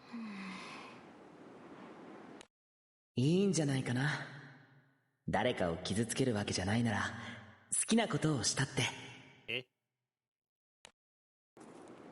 What the fuck? The woman sadly gazes at the magnificent shrine standing before the forest, then slowly opens her instrument case. She takes out a single violin. The beautifully painted layers of varnish glow a brilliant reddish brown under the sun. She flips the instrument, its striped wood gleaming like a jewel. She then attaches a shoulder rest firmly on the bottom of the violin. The woman retrieves a bow from her case and gently tightens its hairs. Finally, she takes her position in front of the shrine. 聞かせてよ。君が心のままにあげる声を。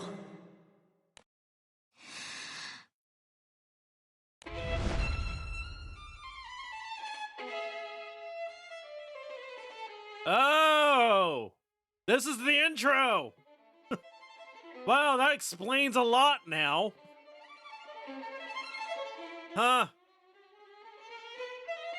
The woman's hands masterfully travel through it octave after octave at incredible speeds, and the combination of her vibrato and instrument create a beautiful timbre.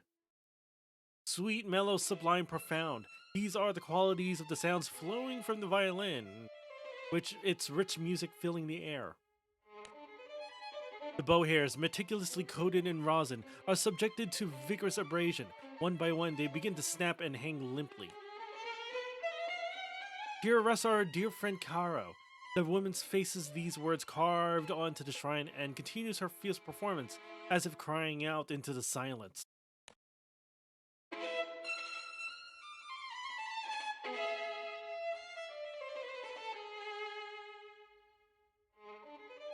That'll drop. Wow. Now it makes sense. So, yeah, seriously though. Completed chapters. It should be here! Where? Why is it not here? Seriously. Anyway. I believe this is the next bit. Oh wait, never mind. 板が割れスイーツ Anyway. Episode 3, let's go.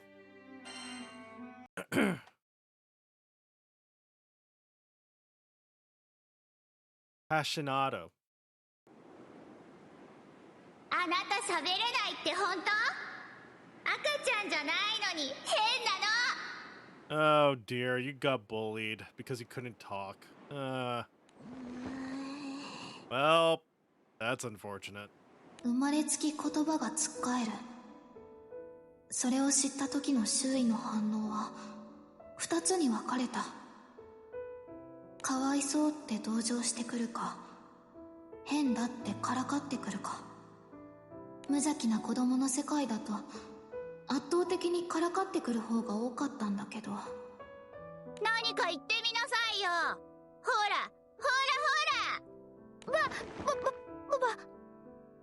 うわ、本当に喋れないんだ。かわいそう。落ち着いてる時はなんとかなった。でもイラついたり緊張したりで一度崩れるとダメになる。バカの2文字すら言えない。訓練すれば良くなるとは言われたけど、治るかどうかは運次第。アルテ様が与えた試練。そんな守り神なんてクソくらえってずっと思ってた。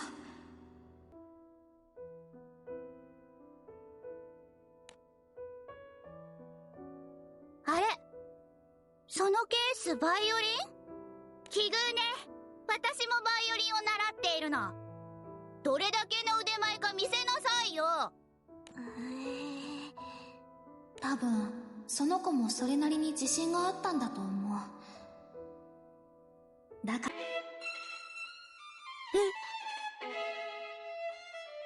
ら Wow, you definitely showed her. 超絶技巧で脅かしてやった Ha, lol.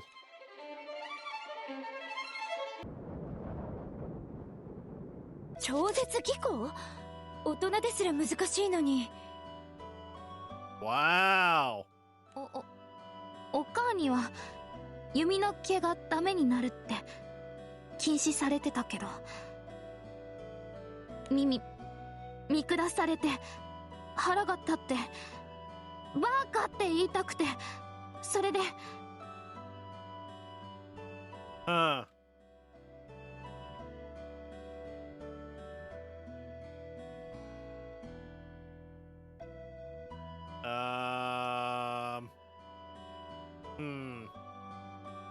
Let me see. When I look up Virash, great skill in music or another artistic pursuit. Wait, that.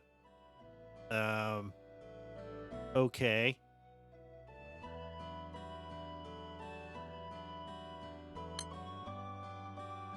Huh.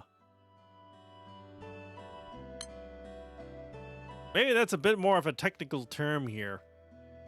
I can't seem to find it though.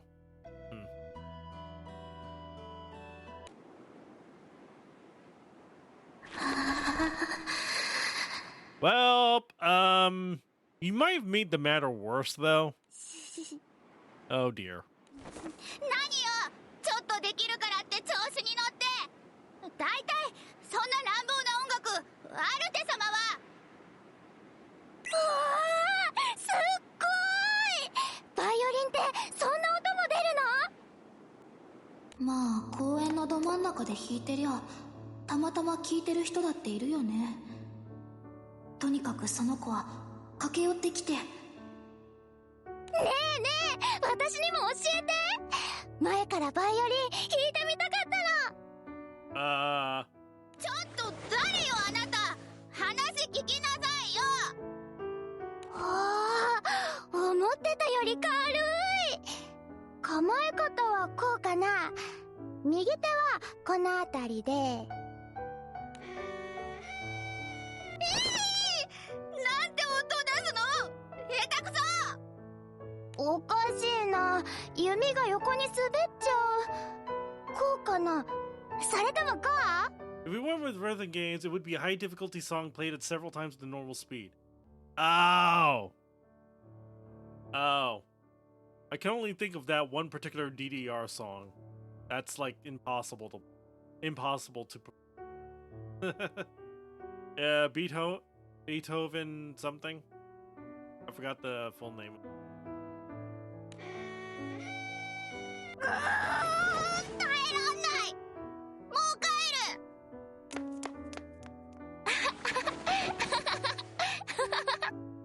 今思い返しても超痛快。バイオリンはしっちゃかめっちゃかで、嫌味なあの子はプリプリ怒ってて。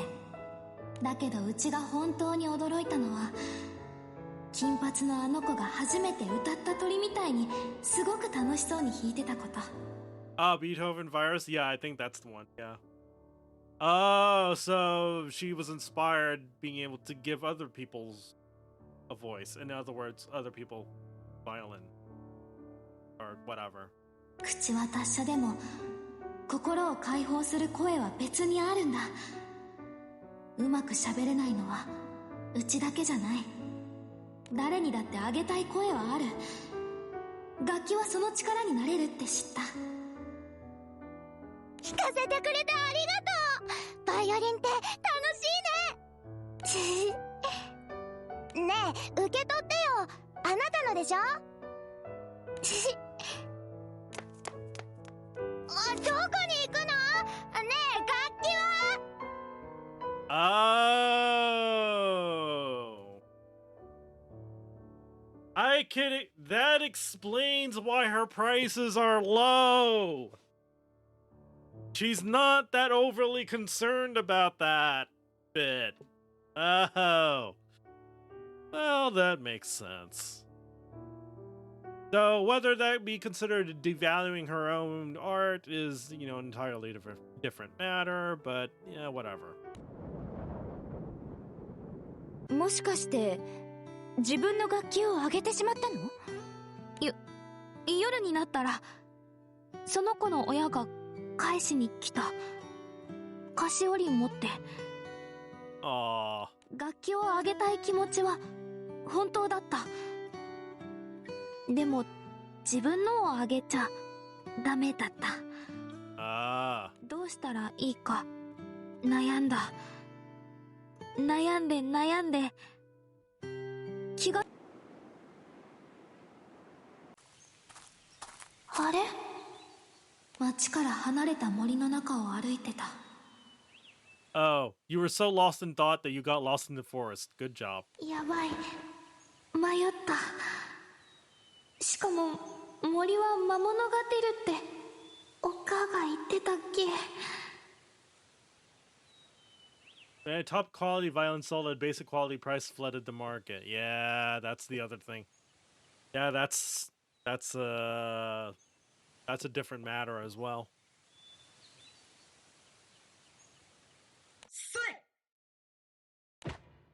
誰かいる？とりあえず帰り道を聞こうと思って声がした方に行ったら。割れないな。よいしょ。手尾の片手に大きな丸太を割ろうと奮闘してるカロがいたんだ。Top an enormous log with a tiny ass axe. What the fuck were you thinking? Lol. カロさんの魔法キラキラで楽しくて夢みたいでしたね。カロってカンターでも会ったことがあったの？ Welp. 島の人には内緒ね。留学から戻ったらカロの石像があって、正体がアルテ様って知って超驚いた。カロって神様って感じしないしさ。親しみやすいというか、いい意味で普通の人だものね。でもやっぱりカロはアルテ様だったよ。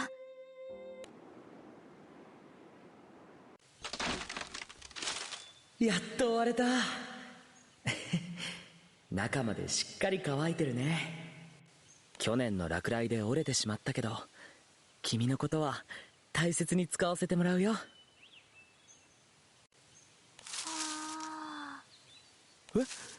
どうしてこんなところにいるの？ママ。Uh-oh. Panic. 伏せて、カンターテ。Wow, how did you manage to beat that monster? 思ってなかったけど、カロは最初からうちの名前を知ってたし、大人が苦戦する魔物も簡単に倒してた。He's a primal beast. I was thinking, like, how did he manage to defeat that monster with a tiny ass axe? But then again, yes, you're right. Primal beast and all that. Yep. 普通だったら怖いはずなのに、カロのことは昔から知ってるような感じがして、全然怖くなかった。まあカロの方は超テンパってたけど。どうしよう。人前では戦えるのは隠してるのに、そもそも今は隠れてる時期だし。Oh. 森に誰かいたなんて知られたら絶対に怪しまれる。僕にはここしか住む場所がないのに。お願い、僕がいたってことは誰にも言わないで。言うこと何でも聞くから。うち。焦らないでいいからね。僕はちゃんと聞いてるから。気まぐれな人だって思ったけど、今思えばカロはうちが話しやすいように気遣ってくれたんだと思う。喋りの訓練でもリズムに合わせて声を出すのとかやってたし、何よりメロディーが優しくて、この人はうちの声を聞いてくれるんだっ待ってくれるんだって思ったら心がふわーって楽になった。音楽はいいね。胸がポカポカ温かくなる。今のはなんて曲？カロの歌っていうタイトルみたい。気づいたら知ってたんだ。Yeah, somehow you just knew it. 演奏家なの？難しい質問だね。演奏もするし、歌うし、絵も描くし、木彫も作るし、楽器も作るし。楽器を作る？うん。この楽器も僕の手作りだよ。教えて。教えるって何を？楽器欲しい。作り方教えて。バイオリンでいいのかな。大人用なら作ったことはあるけど。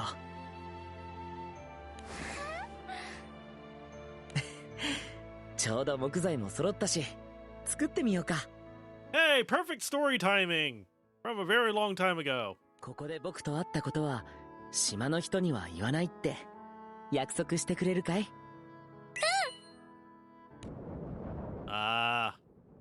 それからカロのアトリエに通ってバイオリンの作り方を教わった。So I'm guessing by studio you mean the forest. 友達と遊んでるって親には嘘ついてさ。楽しかったな。Technically you weren't wrong. You were playing with a friend, except the friend is a primal beast. No. そういうのって楽しいわよね。私もおじいちゃんには内緒で友達と秘密の場所に出かけたことがあったわ。それで楽器は完成したの？危ないところはカロに手伝ってもらって Primal beast and town's deity. なんとか。But, friend counts. 完成したね。すごいや。おめでとう。調弦もしたし、片当てもはめた。弾いてごらん。それカロの。でもこれは君の背丈に。あげる。カロの声だよ。そっか。いい声で歌えるようにいっぱい引き込んでいくね。Wow. カロにあげてしまったのね。うちは最初からあげるつもりだった。普通は自分用だって思うよね。でもフィーちゃんは親にバイオリン買ってもらってたし、他にあげたい人いなくて。よく考えたら子供用サイズだし、出来もひどかったけど、カロは嫌な顔一つしなかった。どこまでも優しい人だよ。優しいのもあるけれど本当に嬉しかったんじゃないかしら。心を込めて作ったんだもの。Hinata smiles and happily as she picks up a round chisel. Positioning it above the reinforcing patch, she proceeds to gently carve away at the underside of the top plate. リンゴのケーキもあるかな？早くみんなで行こうぜ。 Apple cake? I want apple cake too. What the fuck? Man, we have so much. We have like the rest of this to go through.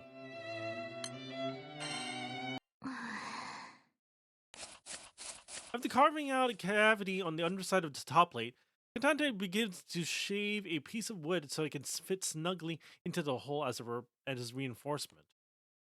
Zephyr holds her breath as she watches Katante shape the wood, all the while checking in for any protruding parts with carbon paper. 楽器ができたら会わない約束だった。だからあれが最後。ああ。うちは両親に楽器職人になりたいって話して師匠に弟子入りした。反対はされなかったの？英才教育まで受けていたんでしょ？まあお父には超止められたけど説得した。アルテ様の祝福があったからうちは職人になれた。絶対にいい職人にならないと。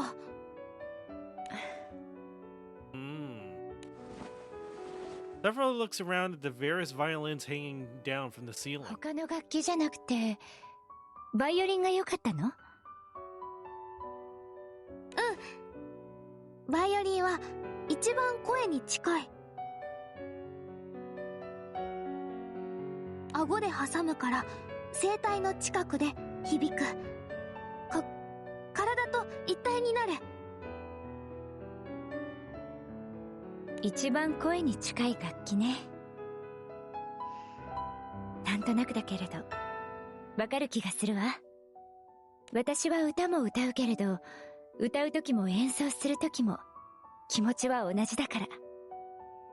カンタービレだね。カンタービレ。歌うように奏でる。せいちゃんの演奏は。Oh no, I think it's actually supposed to be pronounced cantable, isn't it? そうかもしれない。歌うように弾くと楽しいから。でもせいちゃんはまだ歌い方を探してるよね。そうかしら。楽器のために弾いてる。楽器が先でせいちゃんが後。You know, the worst part is that I forgot how I pronounced it the first time. I would have to look at the VOD.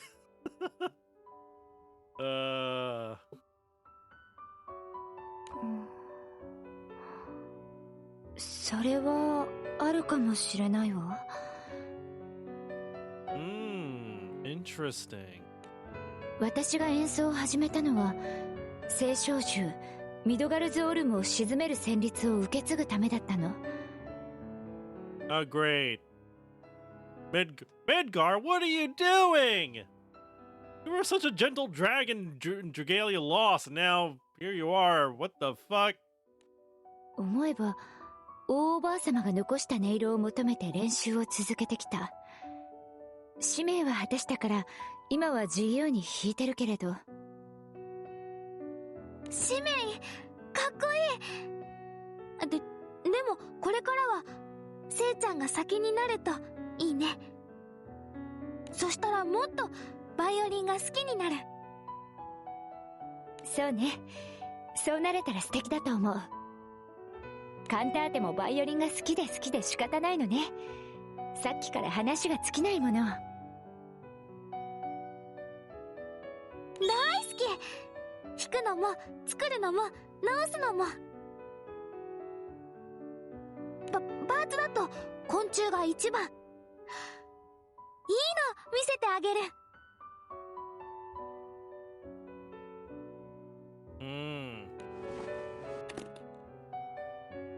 Tante takes down one of the violins hanging from the ceiling and retrieves the bow from her own violin case.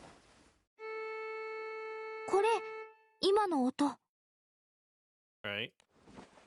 After playing the violin's sound for Sephiroth to hear, Katana uses a thin tool to reach into the violin through the F-hole. 昆虫はちょっとずらした。今はこんな音。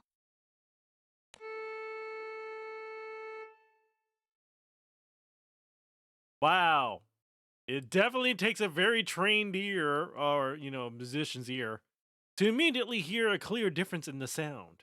音がまろやかになった。次はね。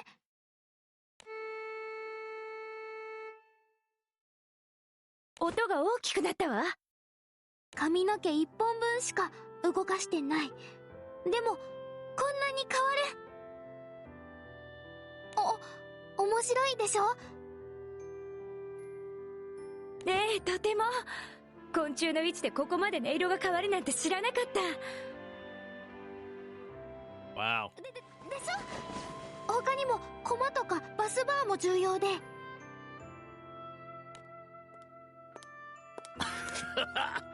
カンターテがそこまで喋り続けるとは珍しいな。だ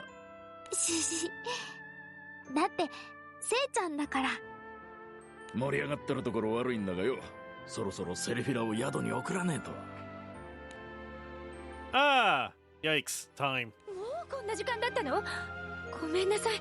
私こそ長居しすぎたわ。気にしないで。うちも楽しかったし。一緒に送ってく。Conversation continues for a while longer as Cantante and her master accompany Sephra back to the crew's lodgings. And then the next day, which I assume... 壇上にいた僕の方が圧倒されます。 Now, for this bit, I did pretty much auto the battle that took place here. And I'm just like, I am very confused. I don't know what's going on. So, maybe now I can understand what this battle was about. Several days later. セルフィラの楽器が治ったって本当か？ああ、今カンターテが最終チェックしてるよ。工房に来てほしいってさ。よかったですね、セレフィラさん。ええ、早く大おばあ様のバイオリンを弾きたいわ。Yay! The crew heads over to the workshop to find Cantante standing in wait, holding Sephra's freshly polished violin. お待たせ、せいちゃん。はい。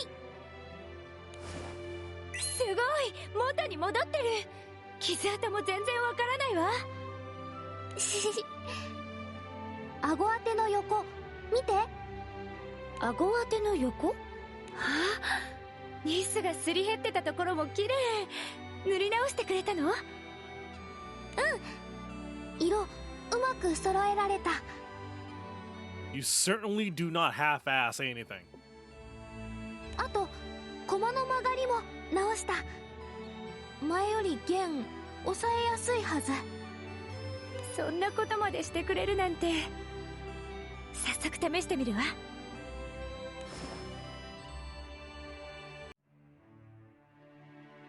Her heart pounding, the violinist takes up her bow and places it on the strings. She begins to play a melody. 本当に元の音に戻りましたね。良い職人に巡り会えて楽器も喜んでいるようなのである。そうですね。楽器が元に戻って私も嬉しいです。ありがとな、楽器職人の姉ちゃん。おいらからも礼を言うぜ。Just as everyone and the others start to celebrate, Sephra abruptly stops playing, an expression of gloom clouding her face. 違うわ。違うって何がだ？体に伝わってくる音の感じが違うの。ほんのわずかだけど、前より明るい。そうなんですか？エルタさんにはわかりますか？いえ、僕にも前と全く同じ音に聞こえるんですけど。The guru shifts her gaze to Cantante, who presses her hands to her eyes sadly. あれくらいの傷はよくある。修理はできる。音質も損なわない。だから普通は違いがわからない。うちもわからないと思う。気づかない奏者も結構いる。でもせいちゃんは違う。せいちゃんは声を引き出すために頑張ってきた。すごく頑張ってきた。体への響き方、余韻の残り方、運球での反応の違いはせいちゃんだから分かってしまう。楽器が声になるってそういうこと。壊れるってそういうこと。音質は損なわないけど損なわないというだけ。全く変わらないわけじゃない。そうよね。昆虫の位置をわずかにずらしただけであんなにも音色が変わるんですもの。昆虫と触れる板の材質が変われば影響しないはずがない。修理しても元には戻らない。Oof. Zephyr places her instrument on a workbench nearby, her shoulders quivering. セレフィラ。ごめんなさい、おじいちゃん。私、おばあ様の音色を壊しちゃった。In other words, it was made perfectly, but any changes and yeah. お父さんとお母さんが大事につないできた音を台無しにしてしまった。あの時逃げる前に楽器をちゃんとケースにしまってさえいれば。ごめんなさい、ごめんなさい、おじいちゃん、おばあ様。Zephyr runs into Kihar's arms, sobbing. Kihar gently strokes the back of his granddaughter's head. セレフィラ、我が輩も亡きご両親も、ましてや元の持ち主である彼女もお前を責めはしないのである。セレフィラはこれ以上ないほど大切に楽器を扱ってくれた。育ての親ながら我が輩はセレフィラの優しさと気高さがずっと誇らしかったのである。でも現に音色は失われて。形あるものは全て壊れる運命にあるのである。どんなに気をつけていても人に死が訪れるのと同じようにいつか壊れる時は来るもの。気に病むことではないのである。だけど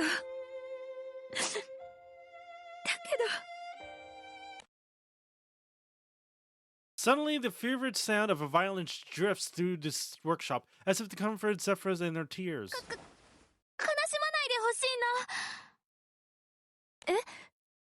な。うち修理頑張った。その子がまた歌えるように超頑張った。前の声は死んだかもしれない。でもその子は歌えるから。生まれ変わってせいちゃんの声になろうとしてる。前の人のじゃない、せいちゃんの声に。You know, I'm going to assume that your role to soothe Midgar Somar is, done.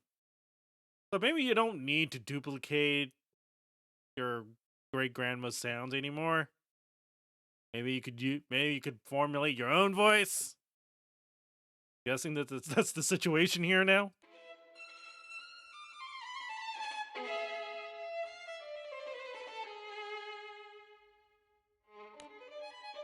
An intense sound pierces the air, yet somehow everyone find it to be a sound that warms the depth of their hearts. They stand motionless, listening. 歌ってよ、せいちゃん。うちが相手になる。せいちゃんとその子の今の声を聞かせて。そうよね。せっかく直してくれたんだもの。やってみるわ。カンターテ、お願い。And we now get into a battle. Okay. I guess that somewhat explains it. どんと来い。 I'll play with you. Let me hear your voice and the voice your violin has now. Alright, I'll give it a try. Like, try playing the newly repaired violin. So let's see. Diminuendo. When damage to all foes, hit to death. Spec enhanced. Nande. The way the sound reverberates is slightly different from before. How can I adapt to it? まま負けない。 Dun, dun, dun, dun. Ah, what a fierce performance. I'll get too wrapped up in it if I'm not careful. No time for hesitation. Okay. 行くわよ。 Not quite there. Your violin can make an even greater sound. Keep up with me.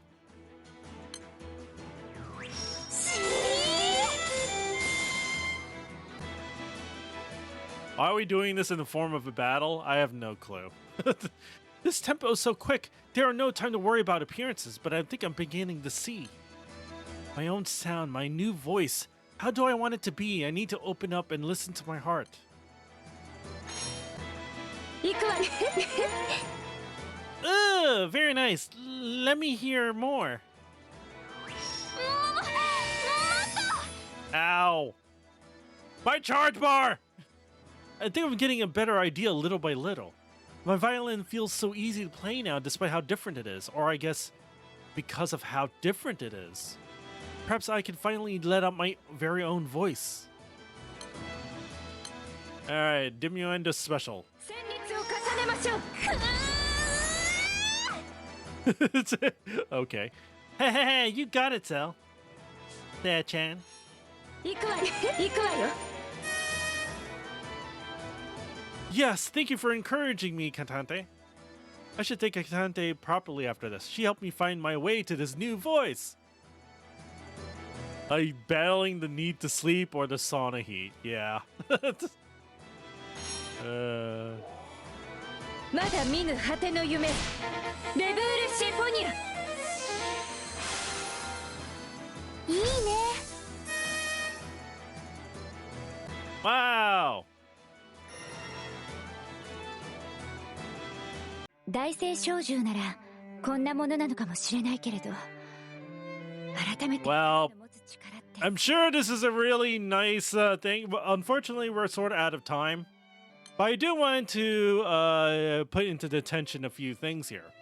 So you got Cantante here. Then you have this freaky thing here. And then you have even a more freaky thing here. And here's the problem that I have. The problem that I have all surrounds this.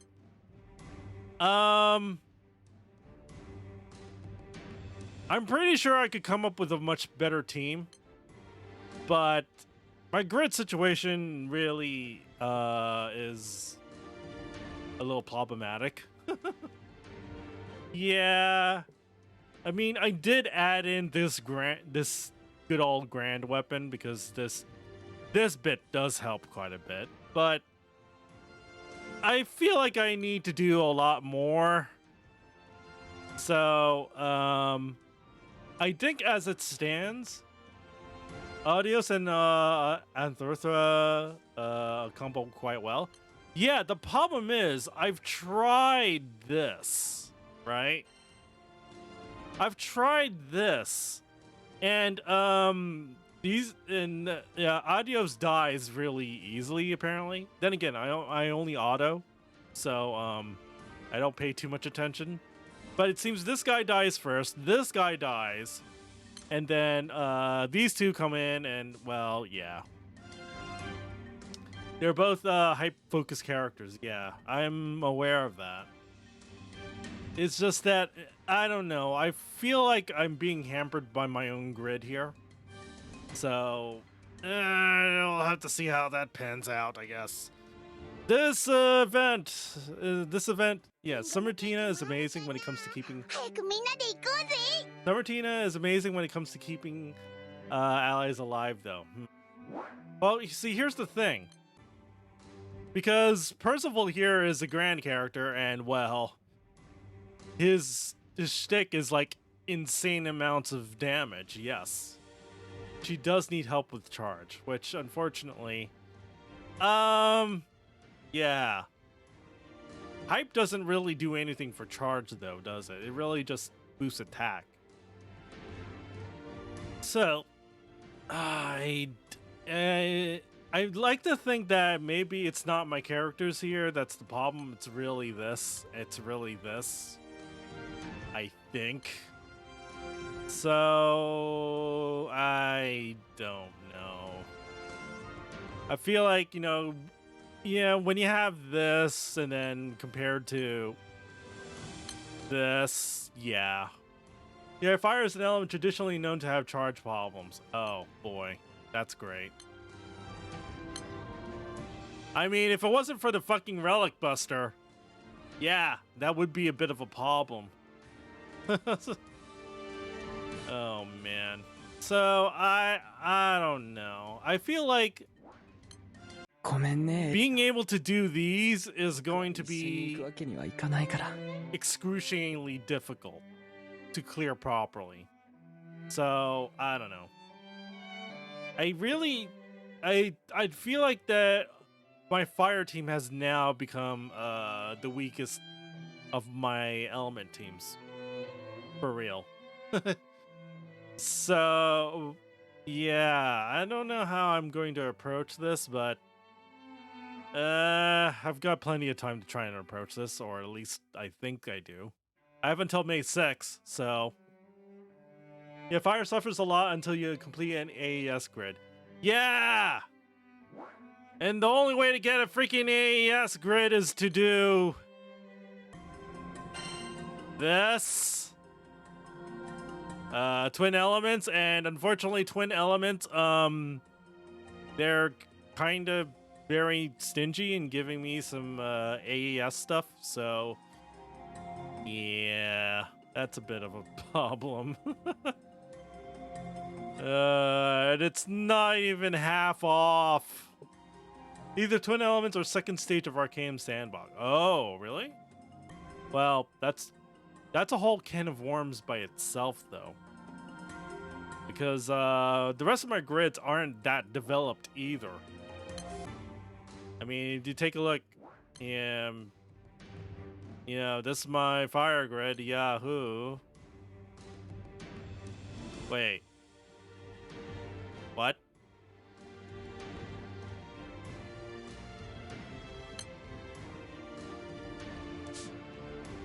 Oh, wait, alright, yeah. Huh. I could have sworn there was a different number here earlier. Huh. Did I change something in here? I don't quite recall. Oh, wait. Wait a minute. Because when I set it to this, oh. Wait. Hold on. Switch back to this for a moment. Huh. Did I mess up the calculations here somehow? You know, I need to go remake this goddamn grid. I don't know. Anyway, in terms of the weekend, some unfortunate things came up over the week that I need to take care of or for the weekend. So I do not, and well, that's Saturday. Sunday, I'm busy with some birthday party or whatever, so I really do want to get to the second part of this. I don't know when that's going to be. It's either I'll be covering it this weekend, or I'll be covering it Monday, because my fiance is going to be coming home late, so whatever happens, I'm just going to post on Twitter, okay, and all that stuff, yeah.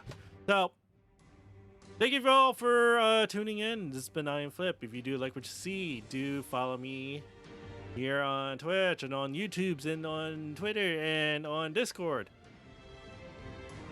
Well, yeah, I mean, it's more... It's just a lot of stuff I have to handle. That's eating up my free... That is unexpectedly eating up my free time. So it's like, bleh, whatever. Anyway, thank you all for tuning in. This has been iamflip. Peace and take care for now. Bye-bye.